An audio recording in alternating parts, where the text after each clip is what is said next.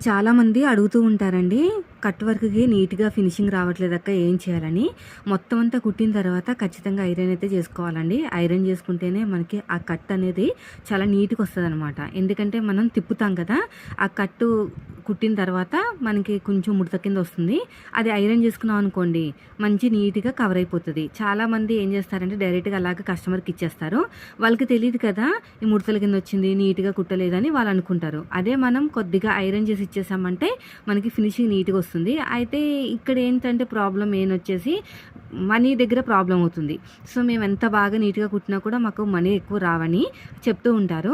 So, ఇలాంటి వాటికి కొంచెం మనీ అనేది చార్జ్ చేయాల్సిందేనండి. ఇవ్వరు అంటే ఇంకా కుట్టకపోవడమే మంచిది. ఎందుకంటే ఎవరిదైనా కష్టమే కదా! ఇదంతా కట్ వర్క్ కుట్టాలంటే చాలా టైం పడుతుంది.